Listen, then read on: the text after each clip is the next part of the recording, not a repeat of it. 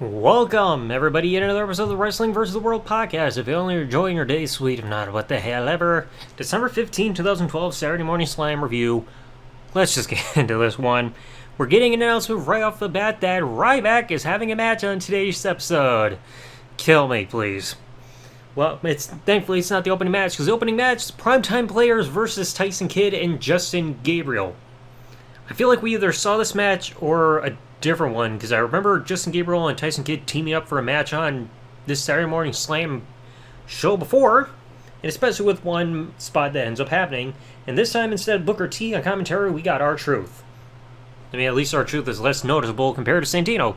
So Tyson early on, he's getting out of a double wrist lock, because then he's trying to do like this springboard flip like into an arm drag off the ropes, but then there's a camera angle shift, which means something went wrong, and they had to do editing there to cover up a botch. I mean, we saw that with Tyson, or not Tyson, but Justin Gabriel on his own in a match. I don't know how many episodes ago. So even on a tape show, something can go wrong. And even the babyface team, they get a double hip toss on to Darren Young, and Justin gets a double or a standing moonsault, which is one of his specialties for near fall on Darren. Darren gets Titus in while he was trying to do that whole avoidance of like the whole wobbling hula thing for avoiding the sunset flip. You know, OSW reference there. And Titus even hurls Justin Gabriel over his head with a fall-away slam, and then he tries giving Darren Young a front suplex onto Justin Gabriel, but then Gabriel gets out of the way, so Darren Young eats canvas. Primetime Player is outside the ring, and then we get that whole spot again where Tyson gets on the middle rope, opening his legs, saying, "Fuck me, daddy." Justin Gabriel gets a suicide dive between his legs to wipe out Titus O'Neil. Then they're both T names.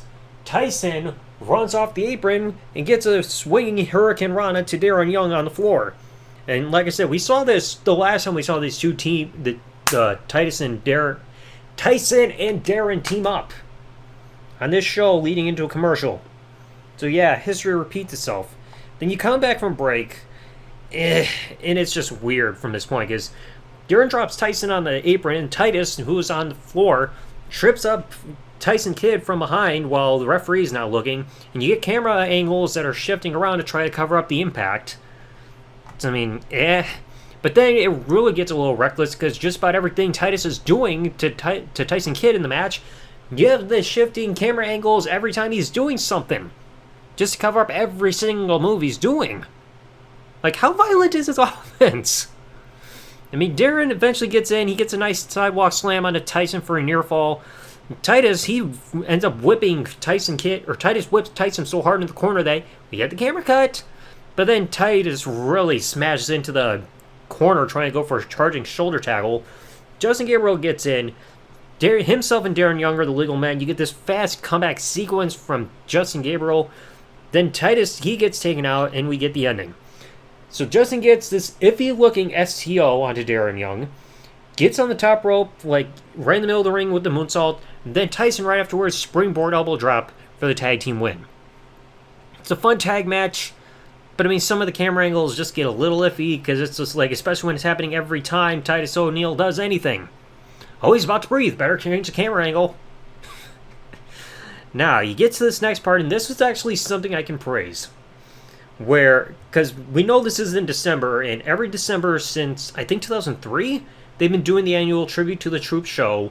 So we get an interview with JBL talking about what inspired him to actually bring this show up as an idea for an annual thing.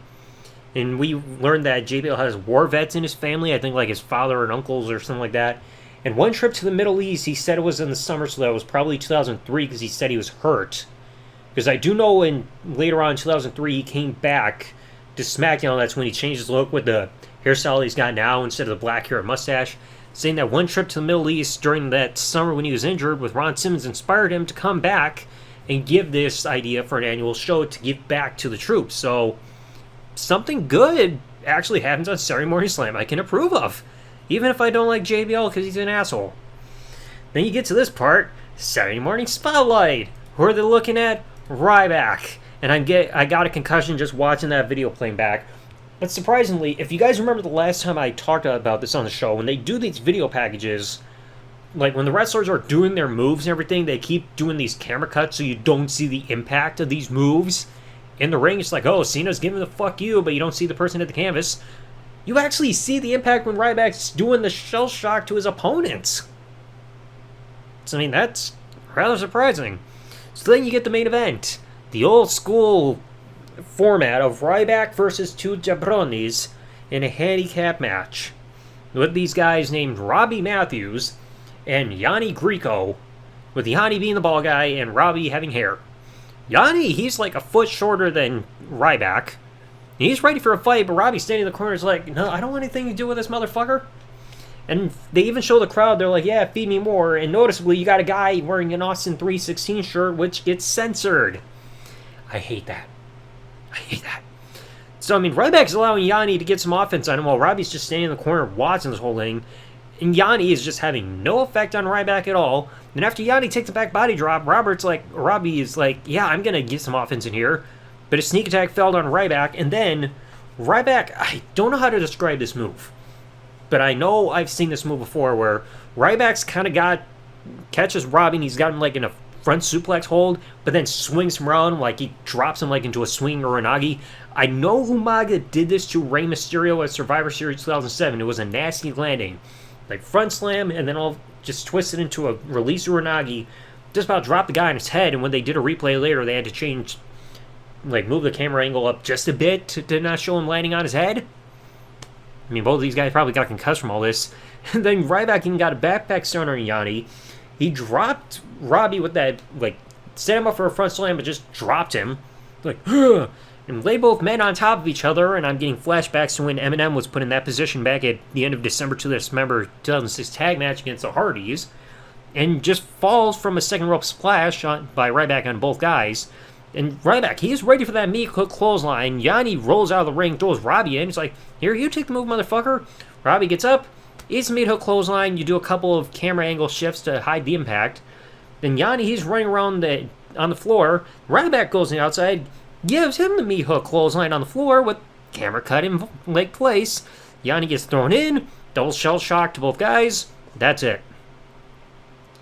I mean, it just feels weird to see, obviously the match was going to be a complete squash. It lasted longer than I expected. But it feels weird. It's like Ryback was doing these squashes in the build to eventually getting, to the position he's at this point, even if he cooled off by then. But it feels weird, the month prior he was going for the WWE Championship at Survivor Series, and now he's back to squashing in handicap matches.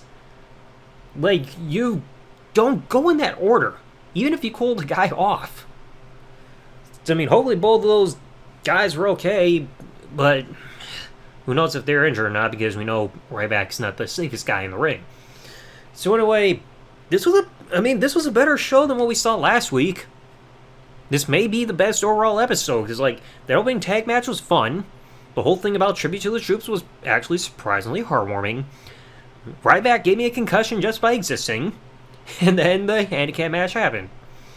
So anyway, yeah, this may be one of the better episodes, even if the matches didn't really stand out. But, I mean, like I said, the one thing they wish they could ease up on are just the constant camera cuts, because we saw this at WrestleMania 36.